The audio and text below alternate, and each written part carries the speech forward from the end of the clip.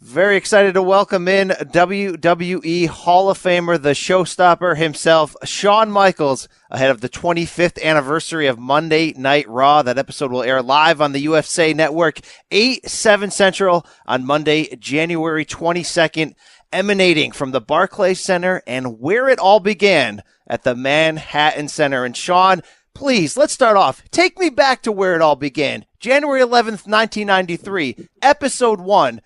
What's the locker room like? What's the atmosphere for a show like this debuting? Well, what I remember about that is the unknowns. All of us wondering. I mean, we were embarking on this totally new, and certainly for all of us that I guess grew up with the traditional Saturday morning or Saturday night wrestling, just wondering, gosh, how all this was going to go. And then, of course, you add on top of that live television, and all you could think about is, well, what if this happens, or what if that happens, or what if, and worrying about making a mistake, or I don't know, that's the thing that all these years later that I just remember thinking about the most is just, no matter how long you had been doing the job and no matter how much confidence you might have, this was entirely new for us, and just not having any idea. Gosh, I remember thinking about, again, trying to juggle all the things like coming back from commercial break, going into commercial, and sort of just not really having any idea how that was going to go, because those were all variables that we never had to think about before. And I think what's amazing is all these years later, I have no idea the experience and what we learned from that. And I don't know. I always think that's pretty neat. No doubt about it. And Raw obviously went on to play such a key role in the Monday Night Wars, the Attitude Era, opposite WCW Nitro. Was there a turning point, an episode, a moment when on Raw where you believed WWE was going to win the war, that Raw was going to be this vehicle that would overtake and maybe become the show that it is today? You know what? I don't know if I don't know. There was ever a time when, we didn't think that when everything was said and done, we weren't going to be the guys standing. And again, I guess I say we. I mean, I can only speak for me. I just know that I can remember, again, expressing it to my buddy at the time, Hunter, and thinking to myself, look, we know that. I've always known the guy I worked for, and the dude works 24/7, and that's why it was always easy never to leave. There was absolutely no way that guy was going to give up. You didn't know when, you didn't know how long, or whatever, but there was absolutely no way he was not going to continue standing and continue fighting, and so. Really, once you know that, it's just, are you willing to wait it out? And of course, I was doing what I loved to do, and so I certainly, didn't mind. But I mean, certainly there, a lot of nerves, a lot of concern, a lot of worry, and stuff like that. I'm sure all those years from the higher ups, but those of us that, again, were just sort of the workhorses, so to speak. Our job was to go out there and do the best we could, and quite honestly, let them worry about the more important stuff. No doubt. So many great moments we can bring up, which is cool when you get to an anniversary like this, Raw 25, watching the special on the WWE Network, counting it down. February 13th, 1997, not Monday Night Raw, but Thursday, Raw Thursday. One of those big moments. Here, let's listen to 5 seconds from that. I know that over the last several months, I've lost a lot of things, and one of them has been my smile. Shawn, that's iconic. That's Heartbreak Kid in the middle of it, in the peak period of the business, a major storyline. But that's a moment where even today people debate what really happened, what really caused that famous line. Can you give us sort of a insight on what was going on in your personal life backstage at that moment? Well, nothing good, I can tell you that much. No, you know what? And it's funny to me. I guess I never knew at the time some of the stuff that would get so big. It's amazing to me. Whether it be the barbershop, whether it be that moment, what the ladder match, things that you have no idea at the time that are going to become these unbelievably huge and iconic moments over the years. But yeah, I suppose that's the one thing that I think about. And thankfully, in the long run, it worked well for me. I lived a lot of my life again on this live show. A lot of my ups, a lot of my downs, the good, the bad, the struggle, all of those things. I sort of, I lived that openly on live television. I wasn't smart enough to hide it and hide behind a character, so to speak. Because I guess I wasn't a good enough actor. It was just better for me to do, to sort of be who I was and share the things that were going on, at least in some respect, with the WWE audience. Thankfully, for me, whatever, 25, 30 years later, it all turned out okay. But I think that's one of the things that sort of separated me from everybody else is, I think people knew that there was an honesty, whether good, bad, or otherwise, in Shawn Michaels, in the Heartbreak Kid, that that he was sharing some real life stuff that was going on with him, and over those years, and I think that I think it meant a lot to the people.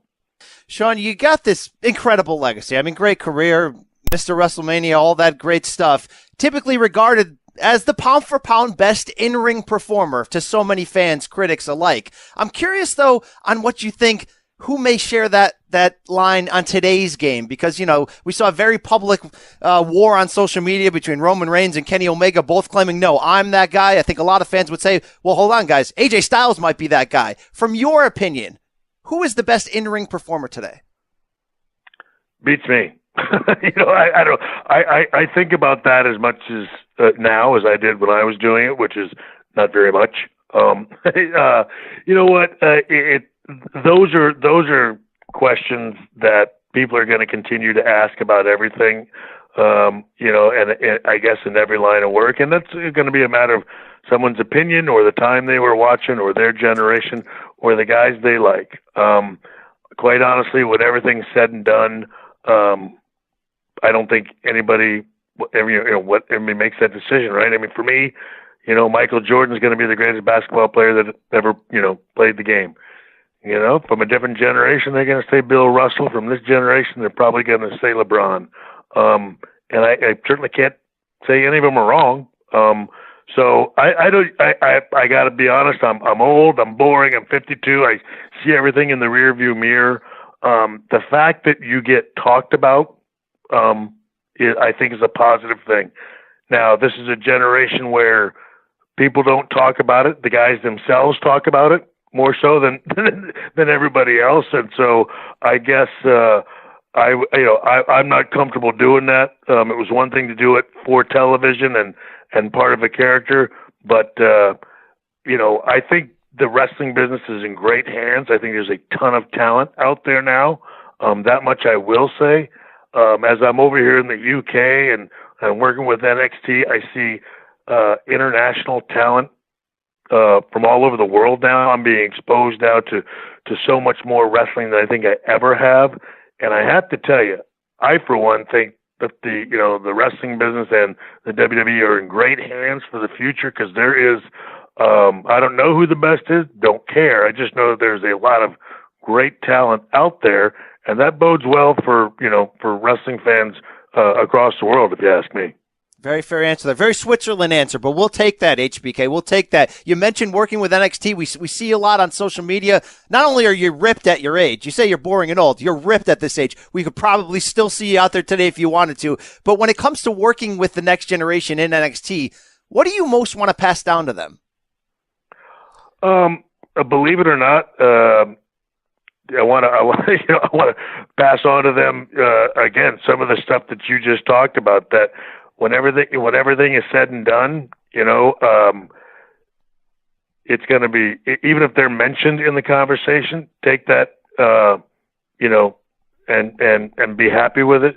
Be content. Have peace with that. Enjoy this job. Do it, and enjoy it. It's hard enough as it is. You don't need to make it harder on yourself by complaining about this and that. And again, and I don't mean to, make it sound bad, but like, again, everything is social media now. And my goodness, when everything's said and done and you're in your casket, you want to know how many folks from social media are going to be there? Not many. So take the important things of life, and make the most of those. Enjoy this job. Do your best to, have the opportunity to live out your dream. That's what I want to do with these guys is, instill in them, and appreciate the opportunity they have before them. We get paid to go out there, travel the world, and perform in front of people, doing what we love to do. That is a great gig. So appreciate that, work hard at it, let the chips fall where they may. You know what I mean? Because ultimately it's going to be between you, LeBron, Michael, Bill Russell. I mean, come on. Does it really matter? I can get it. I'm just saying, right? I mean, you say it's Switzerland. I just say so it means what exactly? When everything's said and done, okay, you're right. And I'm wrong. All right, good enough. That works for me. I'll respect that. I could definitely respect that. I like what you said where you don't know what moments when you're in them are going to become those iconic ones. The I lost my style, the barbershop window, which you mentioned, which just recently celebrated its own 26th anniversary. That moment seems like it's just so crossover pop culture iconic where people use it to reference things. I'm sure you didn't expect that in that moment, but I think what made it feel real to people was how real it felt. And Marty Jannetty still gives interviews today that's saying that super kick, that sweet chin music was about as real as it gets that it took. How real were some of the emotions that put into that segment? Well, I think that, I had the boots on and that one was a little snug. I will say that every now and then it does, get away from me, but I got to tell you, Marty took that like a champ, for heaven's sakes.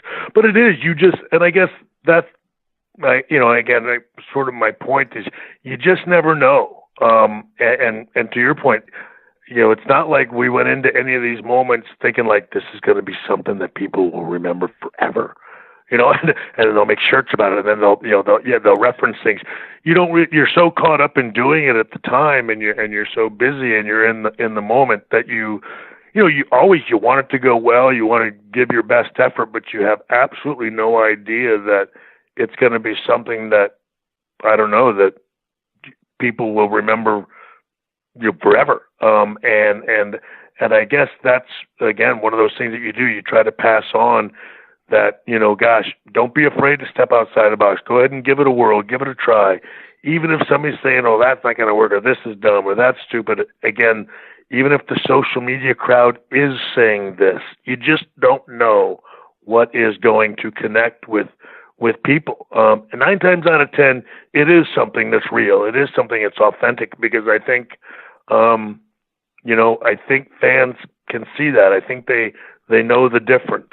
And when everything's said and done, I think that's probably, the most important thing to be teaching is, don't be afraid to put a little of yourself in there. Don't be afraid to let them in a little bit because that's what they want. They want to get to know you. They want to know the person. They want to feel what you're feeling. They want to, go through what you're going through.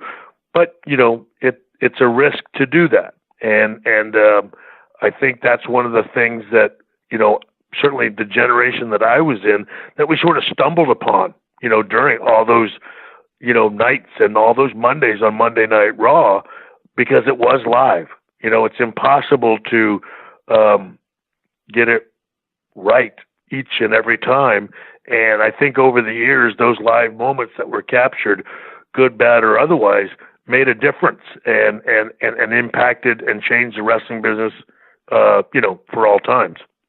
Shawn, you had so many great matches where the physical was celebrated. That goes back to your reputation of being maybe the pound-for-pound best in-ring worker. You know, the Undertaker match, both of them. If anyone said that's the best match in history, I wouldn't argue with them. My favorite match, though, is the Ric Flair retirement match of yours, WrestleMania 24. And it's because of the storytelling and that soundbite we always hear where you say, you told Rick at the start of the match, just shut up and listen. You'll take it from here. You'll call it. I'm interested.